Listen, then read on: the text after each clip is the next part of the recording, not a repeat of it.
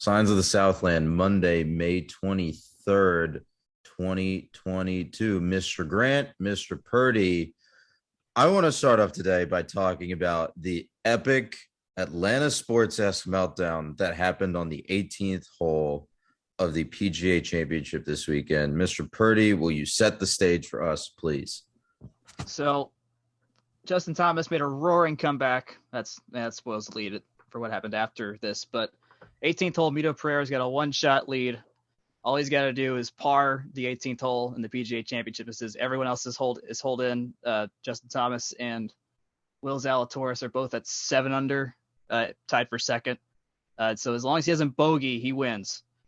He, as he said in his interview afterwards, just like kind of lost feeling in his body because what the hell else are you supposed to do when you've never gotten close to this moment in the PGA Tour? Shanks this drive. It was a weird looking drive, goes into the creek, takes his relief, second shot, hits the green, but then goes into the deep rough around the green. So he's got a really tough chip going downhill. Doesn't do much with that. He has to make what would have been then his fourth shot, and then he misses that. And then proceeds to double bogey, putting Zalatoris and Justin Thomas in a playoff, which Justin Thomas won to get his second PGA championship. It was an 8 at a point. It turned out to be an 8-shot comeback. He started 7 down, but he was 8 down at one point during the round. So I believe it tied the PGA record, or it tied some record.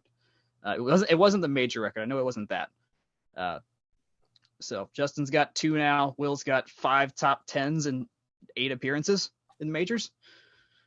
That's pretty good. Pretty good. The sad part is Mito would have had the first Chilean major ever. So that sucks there because Joaquin Niemann's been on the doorstep a couple times too. So that's just an absurd. Oh my God. You can't watch that and not just feel awful. Yeah.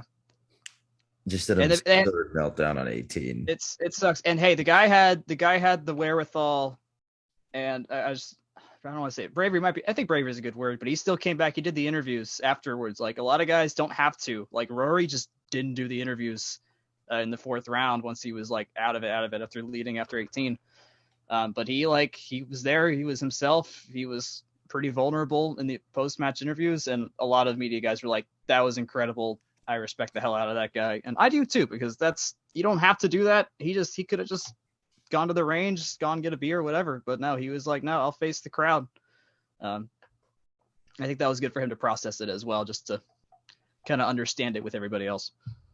It would not be the first mega meltdown in the history of golf, but I surely won't be the last either.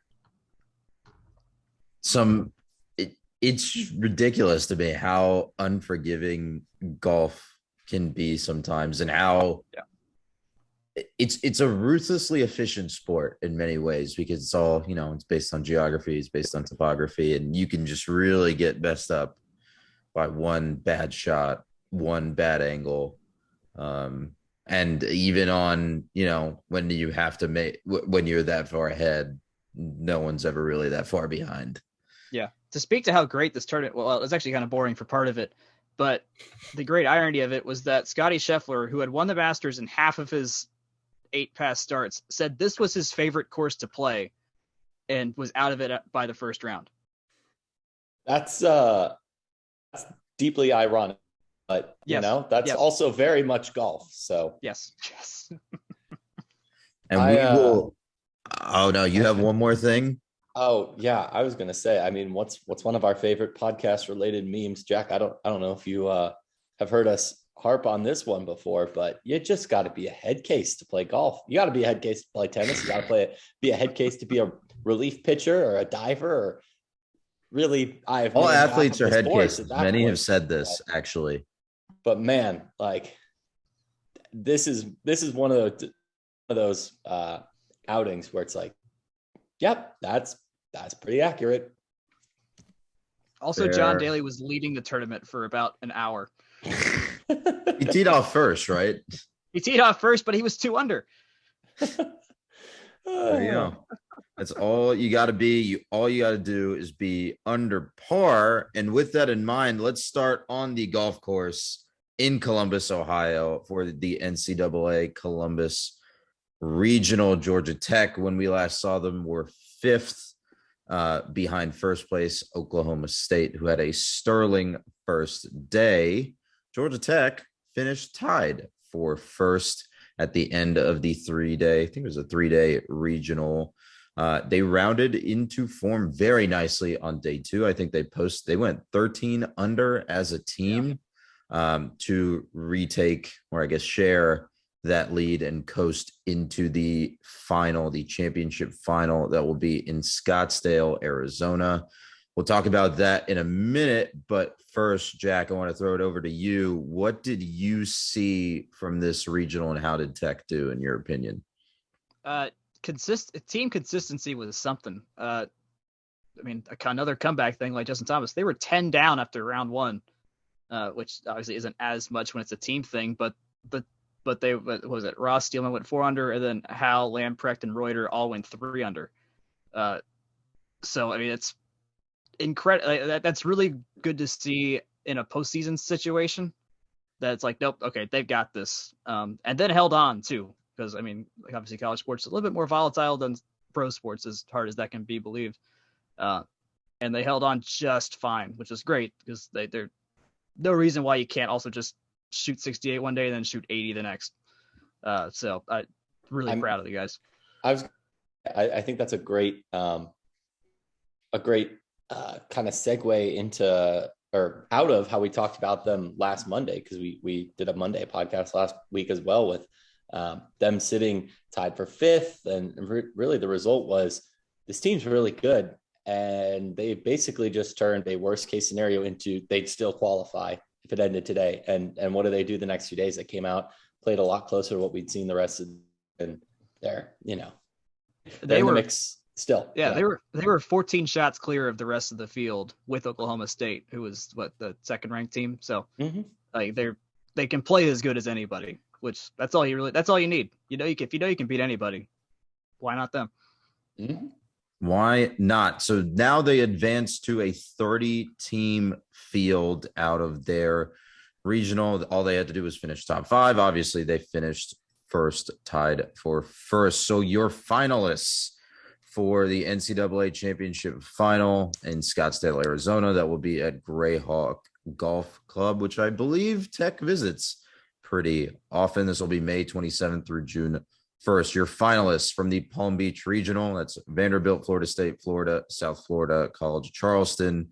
From New Haven, Wake Forest, North Carolina, Texas Tech, North Florida, Georgia Southern. Norman had Oklahoma, Auburn, Ole Miss, Texas, Utah. The Columbus Regional, aforementioned, had Oklahoma State, Georgia Tech, Ohio State, Arkansas, and East Tennessee State, whom I didn't actually expect to see here.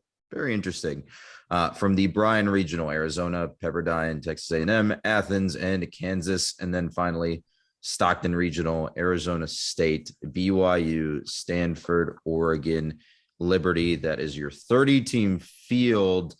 Jake, I want to kick it over to you. What do you make of this field? What do you make of this draw? I think Tech was in the 10th pairing. I forgot which teams they were with. And while you talk, I will go look that up. Yeah. So if there's one thing that we're going to see at Greyhawk, is a lot of familiar faces between the obvious, Florida State, Wake Forest, North Carolina. You've also got Southern and Athens, who we run into quite a bit. But thing I did want to note and just kind of linger on for a second is the fact that we see College of Charleston, North Florida, ETSU, and then, I guess Liberty is kind of borderline, and Pepperdine and BYU have very, very excellent non-revenue sports, but just seems like a pretty diverse group here. Not a ton of like Big Ten representation by any means. It's a lot of Southern, Southwestern, West Coast type schools, but I think it's pretty broad-based field. I don't know. Anything that can get a couple interesting names in the mix should be good. Obviously, Tech kind of blew away with Oklahoma State the rest of the region, so you kind of expect to see them get in towards match play, but it'll make for just a diverse field for stroke play at the very least. It'll make for some exciting TV too. I think they're in 3-team pairings for the first 2 rounds. So Tech is seeded 10th, the 10th championship seed. They will be with Texas A&M and Stanford for their first 2 rounds. I don't have the full seed list in front of me, unfortunately. But what do you make of that draw, and what do you make of that pairing? It's stroke play in the NCAAs. I honestly, not to say that the pairing doesn't really matter, but I would say that the more important like takeaway in terms of format, in terms of getting to what's next, I think it's much more important for them just to be in the mix for that top 16, to be in the mix, to get to those quarterfinals, because it's match play. And we kind of talked about this when we talked about the ACC championship, but this, the ACC championship and then the NCAA is interesting because there's not a ton like pure match play golf in the regular season. It's a lot of stroke play, and you got to switch from one mentality, which is very different. Every stroke counts in stroke play to match play where you're trying to win holes. And it's just it's a fundamental difference there. Right. So it's very interesting to switch that format in the middle of it after the cut at, I think it's day 2 or day 3. I don't know. There's a lot of golf. I hope they like golf because they're going to be doing a lot of it. Jack, what do you have on that draw? I did count, back to the geography thing, there was 15 Southeastern teams by my count, also from what I consider Southeastern schools, which excludes Oklahoma and Texas. For now. For now. For now. I say that I'm like, well, 2025 beckons, but for now. That does do that. So, so at least teams we're familiar with, I would assume it to some extent, because we play the local teams, everyone, of course. It's all of it's a feel thing. To harken back to the PGA and just what I noticed from that and what applies to golf in general, it's like you can be damn good, but if you just are off on the wrong foot too early, then you're just done. And that was the case for Koepka this week, and a few other, just a lot of notables just don't make it, just because they just can't find the fairway for whatever reason, or they're just not reading putts. And so I don't know. The big thing I would do is just like go to that Kuchar Center and just do nothing but just live there. Like they should set up sleeping mats over there and just live there for the next couple of days, and think of nothing else. So that once they get to where are they going, Scottsdale, that's all that's on their heads. It's not to the point where it's going to emotionally crush them, but still emotional preparation. Emotional preparation is all part of the process. Yes, yeah, and these guys. They've done this a long time, and they know how good they are, because I think the Columbus part proved they know how good they are. So, and I want to actually double back to what you mentioned about them proving how good they are in Columbus. I'm not really double back, but at least segue. Georgia Tech Golf on their Twitter account has retweeted some interesting stats.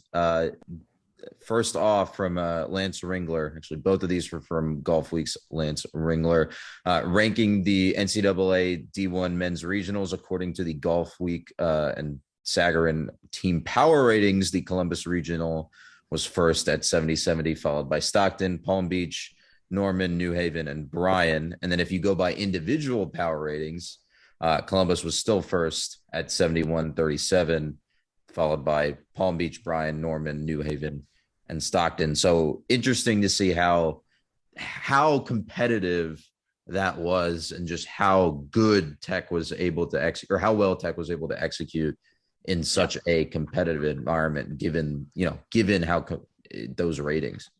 Yeah. That says it pretty well right there. Like they excelled. There could be an argument that Tech and Oklahoma State just blew away the competition by enough that it was like, of course it was going to be really good. But that being said, they hung with one of the best teams that they're going to see the rest of the way. So if they can do that, I think it just shows that they can win on any given day. Yeah. And they have 4 or 5 days of golf ahead of them this coming week and weekend. So we'll see. I think this is it for Tech in terms of NCAA title chances here. So And they have a really good one, admittedly. Yeah. So it's like I said, 30-team field. They got to make it to match play, and then they got to seal the deal. So, how do you think this will shake out, Jack? Let's go to you first, just to finish up. Let's say they were 11th ranked going in and played this to the same level as Oklahoma State with the comeback as well, which I guess speaks to their ability to rally, but also their ability to be kind of far behind at the same time. Yeah. So at a 30, I mean, it's golf. I never heard of Mito Pereira this week, and then was like, oh my goodness, now I'm invested in this man. Seeing him win a PGA Championship didn't, but that also speaks to who the hell knows, because it is golf. So I think making the cut's absolutely going to is a reasonable expectation, in getting to those last couple days. And then just whatever leftover magic is there. Anyone but Texas. Let me just say that anyone but Texas and Oklahoma. That I'll just leave it there. They've won championships recently enough. I know Texas won one in golf at some point, and they got people in the pros. And Oklahoma won the softball. So just anyone but them. I mean, I would add one more school to that list, but that is a personal. Oh yeah, sorry. Well, we don't have to mention them. I feel like that was assumed. Fair enough. Jake, what do you got before we wrap up here? Yeah, I mean, I think Jack hit it really well. They can make up 10 strokes on a top 2 team in the country on a given night, which they did the second round the other day, but they can also drop 10 back, which is what they did on the first day. So when they're all firing, I think they have as good of a shot as anyone. And that's why they play the games, right? Like if it was a done deal, Tech could probably have one of these by now, but if you're a top 10 team and you got that kind of talent, plus, just the experience that a year brings, I think I'm not writing off baseball yet, but this is the shot that I think you'd want to look to. If you're going to circle one, circle the golf. So speaking of baseball, let's double over there. Let's talk about the Georgia Tech baseball team. They swept Pitt last weekend to end their regular season. It was a nice little sweep, nice and tidy. Really badly needed wins in terms of NCAA tournament positioning and also in terms of ACC tournament positioning. They will be the 7th overall seed in the ACC tournament in Pool B, along with number 2, Louisville, and number 11, Pitt. We'll talk about the tournament in a bit, but Jack, I want to talk to you first about this sweep of Pitt. How much were you able to watch, and what did you glean from it? I gleaned that Chandler Simpson is fast as crap. That's what I gleaned. I mean, that was so. I retweeted the clip of that and was like, "This kid's is why you always hustle on the diamond." With 0 exceptions. And someone on the baseball Twitter liked that because they liked the tweet. But I mean, if you analyze that, the center fielder just threw a moonshot to the cutoff man and just did not care about getting that ball in. And Chandler saw that, and it was like that. One of my favorite things. There was a lot of great things this weekend, and that was by far up there with one of my favorite things I saw this weekend. In just terms of pure baseball stuff, how you play the game right, and taking advantage of just the little mental errors that you get taught in T-ball to not make. Yeah, and I think this is something we've seen with Georgia Tech teams recently, right? They've been more aggressive on the base paths as soon as James Ramsey came in. They've been more aggressive on the base paths.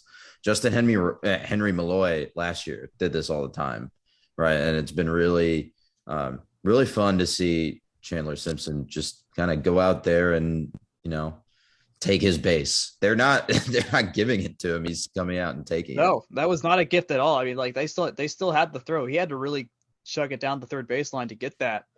I'm so sad that they don't have dirt on that field because that dirt stain would have been legendary. Yes. Yeah. Aforementioned turf field. Instead, you got the nice road rash turf burn. Yeah. Oh God, I don't want to imagine that. I just went back. I retweeted the thing too. I was like, this is one of the best things I've ever seen. But because I was really curious if James Ramsey was waving him through, and just the angle that got tweeted out, it only really shows kind of like the once Chandler Ramsey only comes into frame. Sorry. Once Chandler Simpson is more than halfway down the third base line. So Again, shame on me. I was out and about on Saturday doing stuff because it was a Saturday in Atlanta. I was not watching ESPN Plus. But like, I would love to know if James Ramsey, like we said, we've definitely gotten more aggressive on the base pads, and that was going to be one of the big selling points on the concept of adding Chandler Simpson in the lineup. But like, they're a team, right? Like Chandler's not looking behind his shoulder to try and figure out where that ball is. He is going, and like he didn't miss a beat. So my presumption is that's something that can, especially if that was by design, maybe they've been sitting on for a while. I think that's something that could help us, especially in the postseason when every run is going, and just getting a run across the board really does matter, and that's what that speed tool is for. And honestly, after years of playing Louisville and them just running on us at will, I think this is a delightful change for us to have that speed tool, particularly from Chandler, and even a guy like Kevin Parada, who's Tech's most prodigious power hitter of all time. Like he's got some wheels too. Like they're not a slow lineup. They can get around the bases pretty well. Not a bad lineup at all, considering their all ACC award allotment to your first team all ACC participants from Georgia Tech: Kevin Parada, Andrew Jenkins, Chandler Simpson, the aforementioned Chandler Simpson. The second team, Tim Borden, the second, Tres Gonzalez, and third team, Stephen Reed. So what is that? 1, 2, 3, 4, 5, 6. 6 of the what is it? The 9-player lineup. Two-thirds of the starting 9. 2/3 of the starting 9 are all ACC. By the way, Kevin Parada gets absolutely robbed of the Player of the Year award. By the way, I have some loser from Clemson got it. I don't know what's going on there at the ACC head office, but the guy broke the school home run record. He leads the nation in a bunch of categories. He leads the conference in a bunch of categories and offensive categories. And I don't know. The ACC is bizarre, as always. Tacking on to Player of the Year and Player of the, period awards. Andrew Jenkins also collected a Player of the Week award for his performance in Pittsburgh. So lots of traffic on the award circuit this week for this team. They haven't had the most consistent of years, but I think they've had such high expectations and have been so awarded in the past that, they're getting their just desserts, even if, playing honestly a schedule that has proved even more challenging than I think we thought it would be at the beginning of the year, hasn't necessarily always led to marquee, this team is, top 10, whatever material. They're still in the D1 top 25. They've had marquee series. It's just been, an interesting year. And, the guys who have really contributed, and I think it's not a coincidence that it's a lot of our offense are getting some really well-deserved rewards, because without the success that they've had, I can't imagine where this team would be. So, yeah. Would you guys call this team right now the Atlanta Hawks of the ACC? Insofar as there's like all offense, no defense, middling 7 seed in the tournament. Yeah, I think I vibe with that call. I could agree. Yeah. So are you implying that our ceiling is the Eastern Conference Finals? Because I dig that. That was a 5 seed team. Our ceiling is just getting yoked by Virginia in this case. I mean, okay, this does lead right into the tournament. The tournament talk, the ACC tournament talk, with the Tech, like I said, is a 7th overall seed. Pitt, Louisville are the other ones in Pool B. Tech will play Pitt on Tuesday, so that's tomorrow at 11 a.m. Eastern on the RSN. Why these games are on the RSN is beyond me, but anyway. And then the second game is versus Louisville on Thursday, same time, same place. So I think UVA was in Pool C. I had this bracket in front of me, and it's been lost time. I was going to say, I'm excited to see us square up against Louisville, not because I like getting heckled by my family, but more because they've always been an interesting series since they've gotten into the conference for us, and we didn't face them this year, so should make for interesting baseballing, especially as the Atlantic Division champions, which I don't know about you guys, but I did not have them penciled in the Atlantic to begin the year. This conference is so bizarre when it comes to baseball because and I think we saw this year and we've talked about this a couple times, Jake, but any given week, this conference eats itself alive on the weekend. And it is absurd how much parity there is. And they're getting rewarded for that in the polls, right? Like there are 4 top 10 teams right now in the coaches poll, like the fancy smancy ACC website likes to mention, but all of those conference records are not good. No, they're all terrible. Stellar. 500. Everyone's in and around 500. Everyone's just like, okay, but we're surviving. We're not thriving here. But again, I think it speaks to the value of the league. One, that D1 baseball is projecting the ACC to have 11 bids to the SEC's 9. I know that there are other conferences out there, but that's the obvious measuring stick. It's a really deep quality conference top down. And then the fact of the matter is, yes, Boston College is out of contention and Syracuse doesn't field a team. But in terms of teams that are doing pretty well, you got Notre Dame, who's the top seed in the D poll. They're 4th overall, and quite honestly, probably the team most had penciled in to win the Atlantic. And you got Pitt in the mix for a tournament bid too. So it's not like having a lot of exposure to the North is dragging us down. And then you got Louisville, who's up there too, and is a real perennial, tournament. Not Louisville, Omaha. The Louisville of Nebraska. Just a really high caliber team, but with Louisville and Virginia Tech being at the top, they've really supplemented, the Miamis, the Georgia Techs, Clemson in a relatively down year for Clemson, Florida State, a team that I think everyone had higher hopes for, who came in 9th in the conference. Like the ACC having dips or relative dips from some major powers. I say relative dip, and half those teams that I just listed are still in the top 25.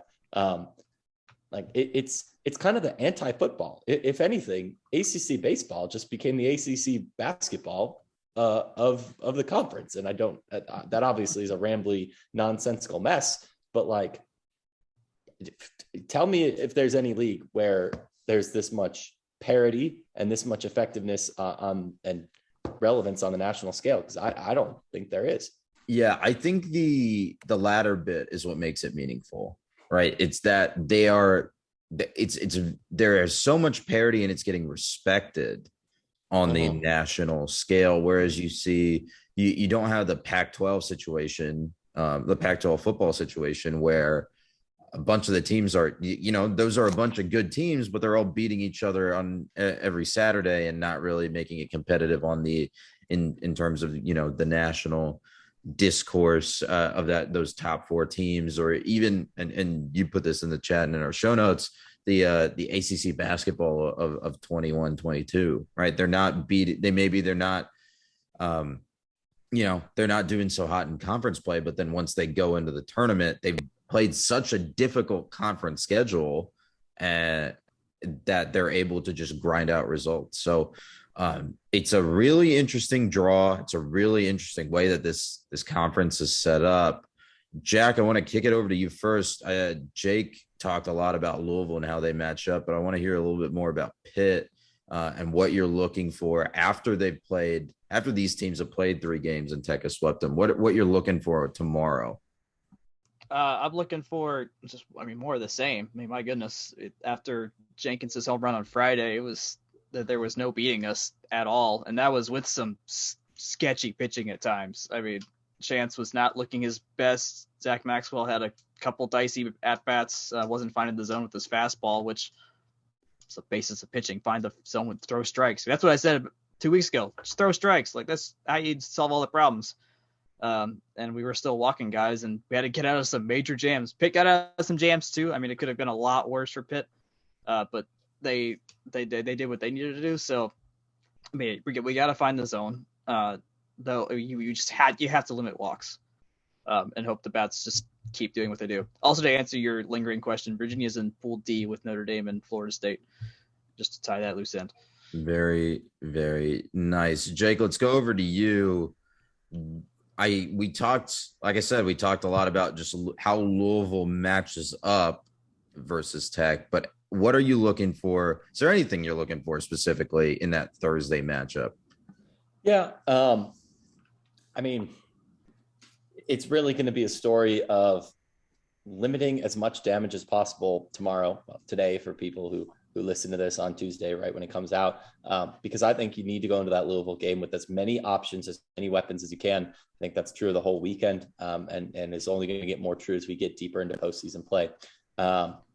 If we have an effective pitching matchup, if we have an effective pitching performance, really from whoever does get the ball, Tech stands a shot, right? There is a lineup that can, bludgeon you to death in some not very precise terms. They're super effective, and it's just a matter of limiting the otherwise damage, if you will, and hoping for the best. It's weird to say that a lot of this team's remaining schedule and whatever happens is built on hope and luck, but we've seen John Medich pitch a gem on the way to beating number 3 Miami, and we've seen it's a lot of other really great one-off performances, but those same guys, like it just hasn't been consistent. So there is, at least in my book, a level of just hope the cards come up right for pitching, and the rest of the way you gotta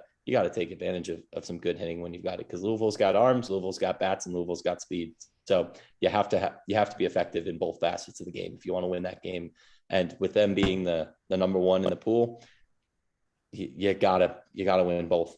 That's just what it's going to take. Can't let it go to the tiebreaker. So to finish up on baseball, Jake, I'm going to come back to you. Give me your prediction on how far Georgia Tech goes in this tournament, because by the time we record next, this tournament will be completely over. Well, I mean, I like to think I'm the podcast optimist, as not true as that can be at a lot of times, but I'm not going to predict us to lose to Louisville. I think we need to beat Pitt. We just saw that we can do that with various levels of domination, from barely winning to crushing. It's like Bedlam, so you need a Bedlam result. And then you've got to beat Louisville. Like, I think Tech just doesn't have the arms maybe to get all the way to the championship, but they've proved me wrong before. So I hope they do this year too. Jack, how about you? I think we'll beat Pitt. I'm not concerned about that. 6-game winning streak, 5 of those on the road. So they're comfortable playing. I mean, right now they're comfortable playing outside of home, which is good.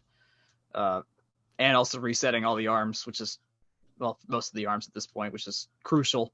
And so it gets into play. It becomes playoff baseball. You yank the guys when you have to. You put the guys in. You just make different kinds of moves. So at the very least, it'll be entertaining as heck if it's a tight game, especially against Louisville. Because I mean, if we get into that situation where it's like, oh no, we have to start Tucker Davidson or someone crazy like that who's pitched 2 games in their lifetime in the World Series, something weird like that, at the very least you're in for good morning television during work. But I think we'll get through Pitt. Louisville, I'll defer to what Jake said on that. He knows better about Louisville than I do. All my Pitt knowledge has come from watching them suck over the last weekend. Hey, you got the most relevant recent results, right? Yeah. I do want to toss in that I think the most interesting pool, as it seems to be most years, is Pool D. The 4-5 matchup is always really interesting to watch. We've seen Virginia be a top 5 team for chunks of the year. We've seen Notre Dame have a lot of expectations. And then Florida State, which a lot of people did see during times this year as a top 10 team. So I think that's going to be, if your eyes aren't on the Louisville Pitt GT pool, D is definitely going to be one to watch as well. Absolutely. But enough about ACC pool play. Let's move on to the other type of stickball. Diamond. Georgia Tech softball made its first NCAA tournament appearance since 2012 this weekend in Gainesville, Florida. The Gainesville Regional also featured Florida, the aforementioned Florida, Canisius. I'm never going to pronounce that properly. And then Wisconsin, Florida, obviously the 1, Canisius, the 4, Georgia Tech, the 2, and Wisconsin, the 3, as is per tradition. That 2-3 matchup was first up. Tech gutted out a 2-1 win versus Wisconsin. They advanced to a 1-0 game versus Florida. But before we get there and talk about that result, Jake, I want to kick this over to you. What did you think about that first round, that opening round win? Well, I thought it was kind of ridiculous that ESPN wouldn't start all of the streams at the same time, but we were really fortunate that we did have a Spanish broadcast of our game. So, got to brush off my high school Spanish. I thought Georgia Tech played kind of the game we said that they needed to play in order to win. They needed to keep Wisconsin runs off the board. They needed Nelliman to come out with a monster start. And I mean, that was a gutty performance, both sides of the ball. We've seen Tech choke away leads late a lot, even this weekend. We can talk about the second Wisconsin game in just a second, but they kept runs off the board when they needed to. And when you strike out 9 of, I guess, Wisconsin's 21 outs, like they're not going to, if they're not putting balls in play and you're not walking them, they're not going to score runs. And I think that's exactly what we saw Friday. I will note, however, Tech did have a lot of trouble with their bats in that game. I mean, it's only 2 runs. That's not necessarily output that we've been used to seeing from them over the last couple of weeks. So, Jack, any thoughts on this one before we move on? Getting a win was critical. Also, we just keep playing Wisconsin and things. They're not in the ACC, but we just play them in more than one sport. We played them in men's basketball too. Was there something else we played them in as well beyond this, or am I crazy? Volleyball? Maybe? Nope. Didn't get through to volleyball. They played Louisville in the Final Four. But I mean, we're just circling them. It's weird. Like that. I mean, I get the ACC Big Ten kind of relationship that exists, but it's just like we're getting a lot of this team. Also, they're in the Gainesville regional. Like there was a lot of other ones closer by. But anyways, that's a detour. No, I think you're both right. Like Nelliman threw a lot of pitches in that first game too. Like she was, like I'm kind of not surprised that we kind of lost it in when we did lose to them because of just how much we threw her. I mean, then how wild the day with Florida was, like how no one was going to be 100% the next day, even if you were playing. Come on, we're getting there. We're working our way towards this. It's a process. It's all related. But yeah, no, I think the guttiness of the win was great. Improved. It's like, okay, at least made us think. I think in that moment, so it's like, okay, we can pull something off like this. It's at least something against Florida, but like you have to take it up another level to stop their bats, and we had to hit, but other things happen. Yeah, so Tech moves on to that 1-0 game versus Florida, who really just like run rolled Canisius. I think that was a 10-1 win. Florida did something similar, a 7-1 win here for Florida, but it came after like a 3-something hour rain delay. Every game had a 3-hour rain delay on Saturday. Every sport had this.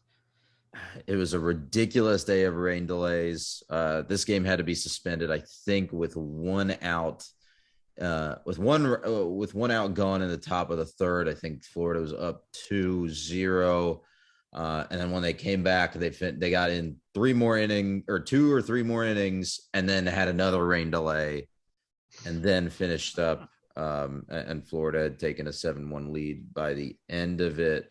Jack, I want to start with you first on this one. What did you see in this one that you found interesting? I mean, beyond the result and beyond, the 3-hour rain delay. I was committed. To be honest, I watched none of this game because I was committed to Atlanta United's rain delay, and that night. But I mean, I'm not surprised we also lost to Florida because I knew how good they were. I kind of imagine we're going to have to battle back afterwards. So, I mean, I was not surprised to say the least. And then how that probably affected us because we had to go through the rain delay and Wisconsin did not. So. Yeah, they were just chilling at their hotel or whatever. They got to sleep through the storms. It's not that. Oh, they came back and played that game late for that a limb game. Well, yeah, sure. They had to play later that night, but they at least didn't have to play for 6 hours or at least be in game mode for 6 hours. Yep. I agree with that one. It's almost the thought of whether you'd rather play. I guess you don't want to get eliminated in the first game, but going from opening game to the 1-0 game where you have to play presumably the other best team in the region. Yeah. And then having to bounce back and play presumably a team that's either hot or the next best team in the region versus lose, play the 4 seed, and then, throw whoever you've got left. But I suppose that's really kind of over analyzing the situation. Obviously the goal is just win, baby, and play 3 games. Yeah. But the 2 spot in a double elimination tournament isn't the greatest. Or we were because because you're not playing the number 1 seed, so you're not knocking them off. You're not getting them down to the bracket, so you're likely still going to face a fresh number 1 seed and having to just do the extra work to get there, and then you still have to beat them twice. Like, that's just a sucky spot to be in, knowing you're good. If you just got to pray the 4 seed pulls off something, and obviously this was not a 4 seed that was gonna do much. So yeah. So that brings us very nicely to the 1-1 elimination game. Wisconsin makes another appearance. They win big versus Canisius in the late game on Saturday. That was like a 10 p.m. first pitch that went until midnight in Gainesville. Wisconsin wins this elimination game and moves on to the regional final by a score of 7-6. Wisconsin was up 2-0 early. I think those 2 homers came in the top of the bottom of the second. But Tech put up 6 runs in the middle innings to take control, and we're coasting for a bit. But then in the last 2 innings, they dropped 5 runs and got walked off. Jake, I'm going to throw this one over to you first. For this one, what were your thoughts on this game? I know we caught bits and pieces of it while we were doing stuff early on Sunday, but what were your thoughts on this, and how did you think it went? Yeah, I was busy with my usual Sunday morning commitment for a decent chunk of the game, but Tech almost got out of it at the end, to their credit, despite a very, very, very shaky start to the inning. Getting 2 outs was solid, but at the end of the day, honestly, not that it played out like I think our worst collective fears would have been. I do still think it's fair to say that this was kind of the classic game that Tech loses against a similar team. Notre Dame comes to mind of, Tech gets a lead. They've really ridden the same pitching staff all year to this point. They just need help. But they gave it a fight. They built up a lead. It's just, I don't know, for a team that only lost a handful of games this year, it's not the most unfamiliar result. I think we could have seen how that played out. So a little tough, but they made a regional. I not to get too high order here, high level, but I think if you were to go back and find whichever episode we previewed their season, they met and exceeded our expectations. A comfortable 2 seed, like into the NCAA tournament without needing help on ACC tournament weekend. Like I think that's better than I envisioned the season would be, and I think that's, if we're going to hold ourselves honest, better than we thought this would shake out. Yeah, absolutely. Jack, over to you. This was an interesting pitching performance, right? Because we saw Tech sort of empty the clip in terms of pitchers in this one as soon as their starter had allowed 2 runs. Do you think that had an effect here, especially late on? Because you'd mentioned Nelliman had already thrown upwards of 200, 250 pitches at this point. Yeah. Didn't Lexi Ray start game 3? Was it? She started game 3, right? I think this was a situation where it was either Ray or Dennis, but that does bring up a good point. I don't think we saw Dennis much at all this weekend, and that's interesting considering how important she warmed was. up in game 1. I know she warmed up in game 1, but never came out because Nelman. It was the same thing. It was the same thing in game 2 because it looked like Nelliman was going to get pulled after putting 2 on with no outs in one of those innings before the rain delay. Dennis was warming up, and then Nelliman gets out of the inning, and we don't hear from Dennis until the rest of the game. I think Ray comes in late, so yeah, I don't think we heard of any injury stuff or anything. I mean, she was warming up both of the times. It's not like she was unhealthy. So weird pitching situation there. Yeah, the pitching stuff was weird. I will note it's important we won that first game because getting to the third game allowed Trisha Awald to get her 52nd walk of the year, which got her the program single season record over Amy Hosier. Wait, did I say the name right? Yes, no, maybe. Yes, Amy Hosier. So that was 16-year-old record. No, I don't know. It was set in 2006, so an old record's gone now. So the win was key in that respect. So I'm glad Trisha got that, had the discipline to get to that point. So, I mean, our notes say inauspicious time for Nelman to have her worst weekend of the year. I mean, it's like, I wouldn't call it her worst though. Like, we still won I think this was a little bit spicy of a take because the first game was fine. Yeah, it was long, but it was fine. Like, it wasn't out of it was maybe a little out of the norm, but it's not like Nelman hasn't done that though. Yeah, it's not like she hasn't thrown 130 pitches, 100 like in a game. Like that's not the problem. But I think between the rain delay and between a bunch of high leverage innings in in the Florida and the Wisconsin game, I think that just kind of ran out of steam, and you had a situation where pitching management was just not well executed there. Yeah, I hope Aileen, I hope Coach Morales has some transfer portal pull to just grab some graduate pitchers or something that's got their COVID year to like do something like that. I don't know, because if we get pitching depth, if we have pitching depth this year, this team is wildly different. And I don't know if we land as a 1 seed in this or just a better 2 seed and we don't have to play Florida or something. But regardless, we're stuck with 3 pitchers all year. Like that's rough. Yes, it's softball. It's a little bit different from baseball, but okay, Jake, stop waving your hands. What's up? Jack, this was way better than it used to be. That's the amazing thing. I know it's great. I know it's our best team in years. I'm not trying to come at you, but no, I know. I watched this team and I was like, we have 2 credible options. I could cry between Chandler Dennis and Blake Nelman. It was like we struck gold. It was amazing. But the fact of the matter is, you're completely right. If we want to be competing and not be the 7th seed in the ACC, if we want to be competing and not be one of these, it's like, yes, softball has more parity now than it used to, but you need either 2 amazing shutdown, you will win the game options on the mound or in the circle. Sorry. Yeah. I played baseball for 12 years. That's just what happens. Or you need a more comprehensive staff.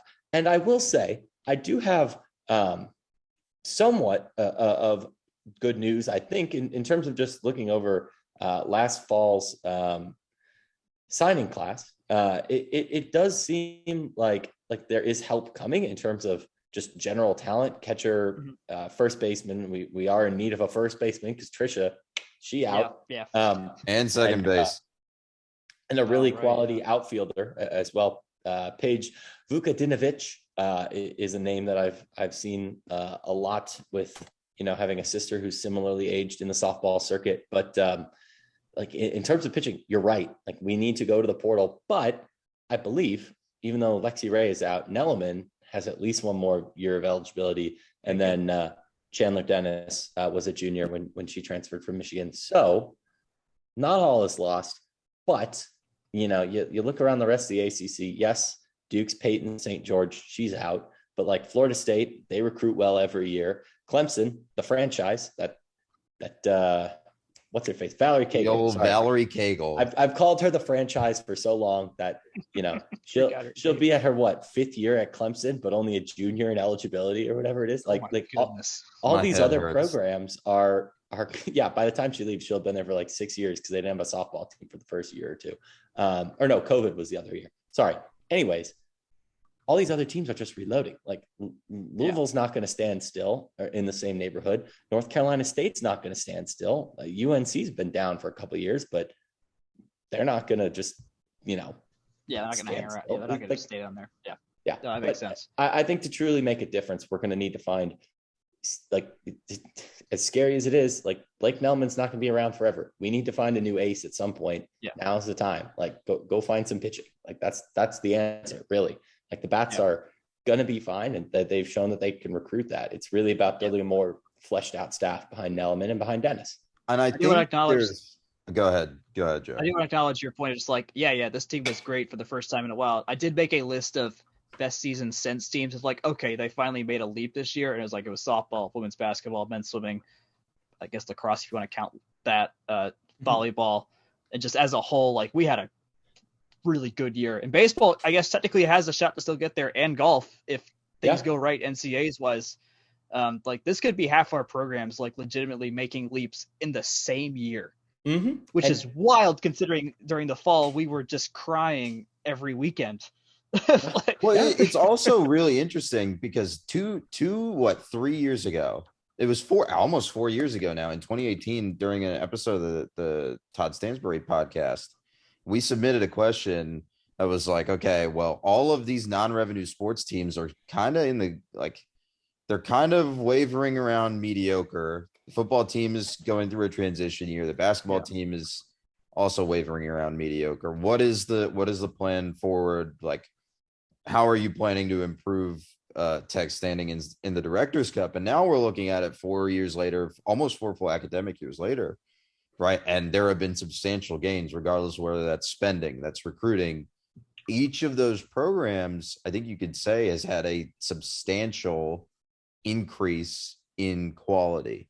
And it's really notable. This is where I will be the most ardent defender of Todd Stansbury and him laying out a very clear mission. Because you can fault him for Jeff Collins and the football program not being up to historical expectations, because right now that is his number one hire and they are not delivering. But in terms of hiring, he hired Nell Fortner, who has blown everyone's expectations out of the water from the jump. Act 3 might be amazing. Yeah, go ahead. Yeah, from the jump, like straight up. She took a program that was here and trending downward hard and immediately put it here with just the stuff she already had and half of the talent from the year before. Straight For those up. not on the Zoom, Jake went from his chin to the top of his forehead when he said from here to up there. Podcasting, as always, has been a visual medium. It's a visual medium. But and then you have Eileen Morales, who he also hired. And that was like, this is the year, time to show results. And what did she do? She showed results after a slow build. I think COVID, you could argue, may have funked up the timeline just a little bit in there. That's life. I could hear it both ways. And then obviously Jeff Collins not exactly working out how we had hoped. But if you take a look at all the resources that were given to coaches that existed before Todd Stansbury got here.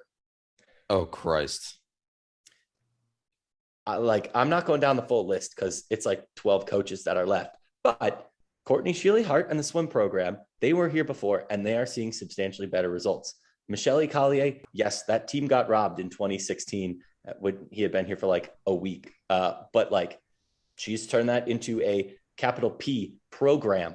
Bruce Hepler has not missed a beat. They're back in the mix this year after a little bit of a reload year in 2021, but that's life. That's fine. And even last year, they still made it to match play in the NCAA championship. Yeah. But and then you got Passner. You got Passner, who he inherited, who, for all of his flaws, and people have been not that kind to him this year, he won an ACC championship in basketball. Asterisks or not, he did win it. In basketball, we were one accidental COVID case away from probably the second round too of the March Madness or more. Yeah, I mean, that's Moses Wright. You had no idea.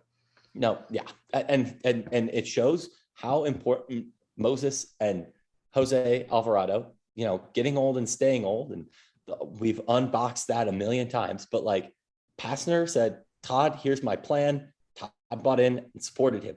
AI 2020 blew away its funding goals. Other people are bringing in more money and making more facilities investments. But I mean, honestly, Todd Stansbury is doing the efficient Paul Johnson in football, but for the rest of the athletic program, doing more with less in a way that I don't think it's heralded enough, just because he made a risky football hire that even at the time that it was made, it didn't necessarily seem like a bad one either. It No, just not at all. like sometimes they just don't work, and for reasons in and out of control of people. And I think that, the interest level, at least in my experience as the non-rev guy, like that's what this is the beat I've lived on for 6 years.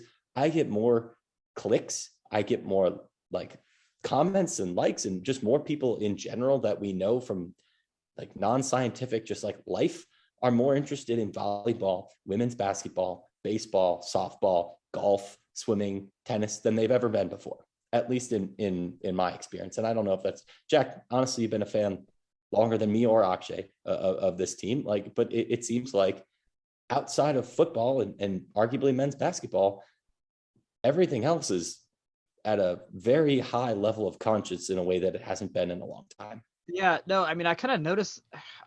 Part of why I was really committed to the women's basketball beat for the technique last year was like, okay, like that the early season, like, okay, they're good. Like this may not be a fluke. Like they were Sweet 16 last year. Yeah. I was at McCamish during like the watch party when they lost to South Carolina. I was like, even then it was just like, I don't know, maybe like they made a massive comeback against SF Austin. To know that like, okay, they can be losing to a bad team, but figure it out kind of stick that like really good pro teams do, to not lose the games you're not supposed to lose. And it certainly was competitive for a hot second there. And so like just sticking with them this year was like, okay, no, these are the guys, like, or the gals in that case of like, no, these are the ones that are like actually bringing real success to campus. And showing what good teamwork is like, showing what healthy programs look like, and just I think it also just helped with the exposure. I mean, we had 4,200 people at the UConn game, in part because it was UConn, and also there was a Winder, Georgia native playing for UConn in that game. So like there was some non-tech reasons, but it's still people came out. The Braves did their World Series trophy tour during a women's basketball game and not during a men's game, in a absolutely phenomenal game against Notre Dame, where Olivia Miles, she's going to be WNBA ready now if they let them come out of college after a year. All that's going to be a problem the next few years. Oh yeah, no, I cannot wait for our games against them this coming year. But all that to say, between all the other sports and my goodness, we're so close with volleyball. We're so close, and we still got Bergman, and we've got Bertolino to basically replace Brambilla. Like, whew, I mean, we are looking great in everything but football, which is okay. Like, we can be the not football school. That kind of fits what tech is now too. Like, we are not. I mean, depending on if you're a new student coming to tech, where you go and like who you interact with, like you're going to see very different parts of what tech can be. But if you take tech as a whole, like, it's not the kind of place that's just like football or die. Like it's not that kind of place. It's the other weird niches, and we have those niches, and we're good at those niches, which is great because that means we can create some momentum to really uplift them. Be like, hey, no, this is what we're good at. It's okay if we are 8-8 sometimes. Yeah. Let's win everything else and just be like, yeah, beat us. We don't care about football. I mean, I think there's always going to be some amount of caring and desire for quality, but at the end of the day, things come in their time and in their way. So whatever that winds up being, like I think it's silly. And Akshay and I kind of mutually agreed on this during last football season. It's like, why waste the oxygen complaining about something you can't fix instead of celebrating all the good? And I think this spring and watching volleyball last fall, women's basketball over the winter, like it's really been the goal to just celebrate what's been good and acknowledge what's been good. And right now, softball met and exceeded our expectations. Yes. Golf is meeting and will likely exceed our expectations. Baseball, they're not going to host a regional, but they're playing their way into a tournament. And, that's more than we can say. That's more than we can say about the state of the program when we started this podcast, I would say. My last word on this is mutually agreed is a very polite way to summarize exactly how we had that conversation. I will say, and I'm going to leave it. I'm going to let that one linger. But we do have to move on. We have a couple more items to get to. But that is a conversation that I do want to save for an off-season episode as well, because we have 12 weeks of no content to fill. We'll get there. Let's head over to Ken Byers Tennis Complex. Well, technically not Ken Byers this week. They are at the Con Outdoor Tennis Complex at Illinois Urbana-Champaign for the NCAA singles championships for the men and women. On the women's side, Carol Lee dispatched Maria Titova of Kansas in straight sets, 6-3, 6-2. And on the men's side, Andres Martin defeated Dijon from Pepperdine on a tiebreaker in the first set, so 7-6, and then a 6-4 second set. Both of them will advance to the second round. Before we go into those pairings, those matchups, and also the doubles matchups, which were posted, at least for the women's side. Jake, I want to kick this over to you. What do you make of these two results? Yeah, I think it's a solid way to start, especially for Andres. I think it was a tough year for men's tennis in a way that it wasn't necessarily the same situation for the women. And I think, Andres is a top 10 player, and I would certainly hope and expect that he gets deeper into this tournament. That being said, extremely talented, great start, and eager to see what him and Marcus do in the doubles, because that too, they have a shot, albeit perhaps an outside one, of running all the way to the ship. So we'll see. We'll have to see what plays out. Jack, over to you. And also give us a little bit about what you think the ceiling is for both of these singles participants. I just looked at our Andres' bracket, and he is in the number 1 seed quadrant, which obviously isn't the greatest option, just in general. And he's do we know who won the match that he's going to play, between Latalik and Ferry? It hasn't been posted yet. I think even Martin's match just finished up about an hour ago, so they may still be going. That'd be weird, because that match started an hour before Martin's match. Bizarre, but entirely possible, I guess. I'm looking at live stats. Give me 1 second. Okay. Well, I guess to ramble, in that sense, it's like, okay, well, that sucks. He's in that part of the bracket. If he goes that far. So I still, we know how good Andres is. And so I if he gets through the second round, I wouldn't be surprised. I forgot. I know we talked about this a couple weeks ago, just in terms of what expectations were. I think we landed when you're first, and then anything beyond that's candy or something like that. If I'm making that up now, cool. Yeah. I think we both, for at least on the men's tennis side, we were like, okay, well, he makes it to the round of 32. He maybe wins that round of 32 game, and then yeah. I'm fine so I think that'd be a great spot. So I think he's the 9th seed in all this, or I can't tell that regardless. So I think he's the well, of course no one can see the bracket I'm looking at, but either way, it's round of 32, obviously very winnable. And then from there on the women's side, I didn't catch any of this during the weekend of the many things that were going on, but hey, winning is great. So I'll take that with Carol. And then she got a Virginia player. So beating a conference rival would be quite nice. Just in general, put one on the Cavaliers. Oh, I regret to inform you that who she's playing is who she's slated to play against next is the 1 seed in that part of the bracket too. So that is an unfortunate draw for her. Emma Navarro from Virginia is the 1 seed on that. Jake's got the pairing for Andres Martin, who is Ferry. Do you have a first name on that one? Yeah, Arthur Ferry from Stanford. Yeah, and what they do in tennis is they have the 1 through 8 national seeds all spread around the board, and then 9 through 16 get plopped around the rest of the board. So basically what Ferry is listed as, the reason it's unclear is that he is a 9 through 16 seed. Cool.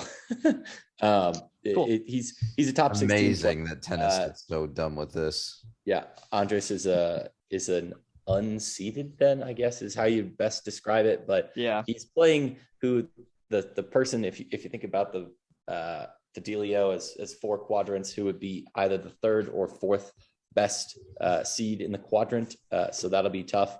And you're right, he is in the number one seed division. I do want to check on that though, Ben Shelton, to see who his dad is, because I believe we used to have a former coach, national championship winning coach with the last name of Shelton. So I'm looking at that. While you go there, let's talk about the pairing. Yep, it is. Sorry, update. Yes, Brian Shelton won a national won Tech's only official national championship with the women's tennis team. So great. Good to see. He went to, I think he ended up going to Florida as a coach. Yeah, he switched from Tech. He went to Tech, coached the Tech women, and now he coaches the Tech men. And then, I thought he went to Florida and then came back. Oh. All right. Well, that shows how much I know about our coaching staffs. That's probably something for me to learn. Moving on to today's pairings. Well, I guess tomorrow's, but by the time you listen to this, it'll be today. We talked about what Martin has in front of him on the women's side. Like we said, Carol Lee will face Emma Navarro, the 1 overall seed out of Virginia, on Tuesday. And then Lee and Kate Sharabura will face off against Ayumi Miyamoto and Lisa Marie Rio anyway, of Oklahoma State in the doubles bracket. That's also tomorrow. And then Ava Frostar and Kylie Bilchev will face Cartley Briggs and Marley Zine of Florida, also in the doubles bracket. I'm pulling up the men's doubles bracket, but for now, Jake, give me your thoughts on those pairings and what you're looking forward to here tomorrow. Yeah, I mean, I'm just looking forward to seeing them back in action. I think, if anything, they got a little bit unfortunate with how the whole, 4-3 loss to Auburn went. But I mean, honestly, I just to speak candidly, I don't know a ton about either of the folks they'll match up with. So I don't want to put any carts before any horses, but it'll be good to see them back in action. It's something that I think we kind of let slip under the radar, just how good Carol Lee was in singles this year. And then, I mean, we have 2 entries in the doubles bracket. You can't really complain about that. And doubles, unfortunately, doesn't really get the same weight as singles in regular play. So it's tough to have 2 really great pairings. And, Tech's always had great doubles in general, but you got to do what you got to do within the confines of the sports rules. And Lee and Sharabura are definitely set up in particular to go deep as the 4 seed. Jack, before I let you get in a word here as well, let me announce the men's pairing. They will, Andres Martin and Marcus Daniel will face off against Justin Barkey and Ryan Segerman from Princeton. That will be tomorrow as well. I do not believe that Princeton team is seeded. So similar situation. I will note that both the doubles tournaments start off with a round of 32, so the round of 64. So that is an interesting little quirk. But Jack, what do you got on these pairings? What are you looking forward to as tennis keeps playing? What are your thoughts on where they can go? So the Carol Lee and then Kate pairing, they're the 4 seed in this whole thing. So we're definitely talking about, let's please make a Final Four like this. I mean, of all the things we could win, this might be also kind of the one. Is in terms of just like pure rankings. You'd also have to get through Emma Navarro again, so that we could have a funny situation where Carol plays Navarro twice throughout this whole thing, which would be kind of hilarious if that's what happened. So I mean, yeah, let's please win this. Who do we play? We play Oklahoma State going forward. Whoever the schools could play, we could play anyone from Oklahoma State. We could play someone from Rice, Tulane, North Carolina State, Syracuse. A lot of schools out here, which is fun to see. Also, mathematically, or at least how the brackets filled out, if all goes right, it could be Tech versus Tech in the national championship. They're on separate sides of the bracket. This is a possibility. This probably won't happen, but I'm just saying. I We will could say have- we that could- I don't know how the bracket is laid out seed wise, but it looks like Crossstar and Bilchev are the last the top entry. Yeah, The they're- last they're the entry in the last top half, and Yeah. then the 4 was just kind of plopped in the middle. The league Yeah. Sharabura 4 was just kind of plopped in the middle of the bottom half. So it's a long road for Hostar and Bilchev. They got to get through Florida, then a Baylor or Wake Forest, then a Pepperdine or Florida State or Arizona State, and an Emma Navarro situation. So it's going to be tough. But, you know. In terms of, I'm just surprised they put them on either side. Like, I feel like you wouldn't want to default the same school from winning a title. Like, what other sport does that where you can have the same team default win a national championship?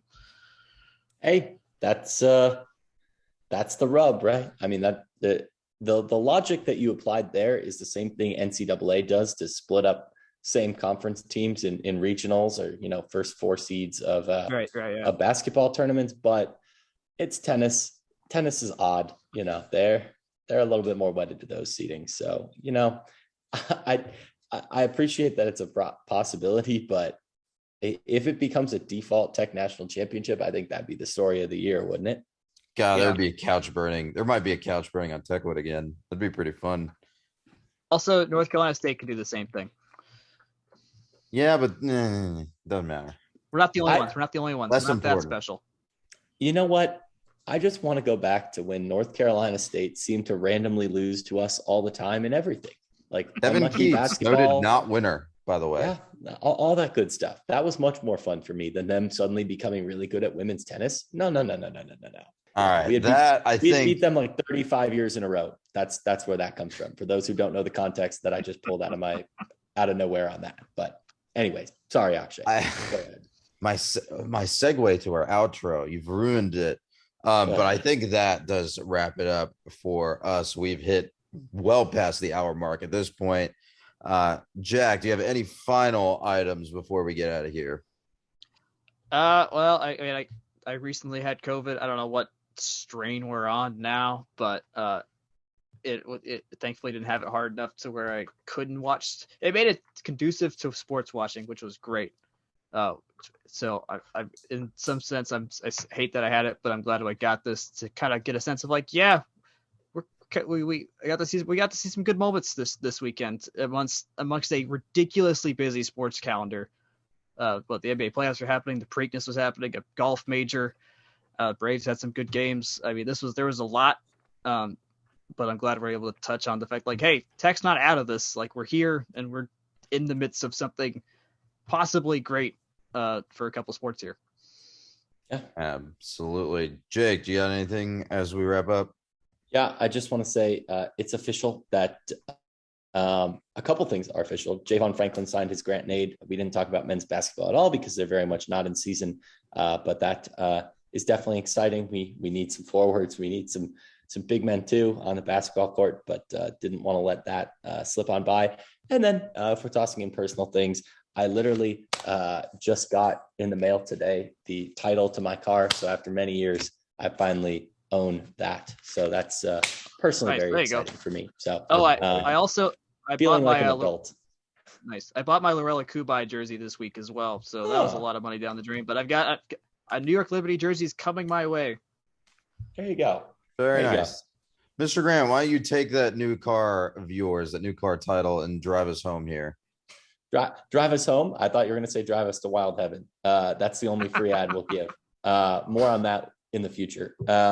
In terms of the rest of the way, from the rumbleseat.com for everything written. You can find links to the podcast there as well, but that's home for everything from your fine Georgia Tech coverage, random advanced stats, as well as the Binion Index, football's most Binion-y index. You can find us at FTRS blog on Twitter, myself at Jake Grant 98. Akshay doesn't disclose his, and I can't remember Jack's. So Jack, if you want, feel free, but otherwise find us at fromtherumble.seat@gmail.com. Comments, suggestions, we're always open to all that. And with that, have a great week.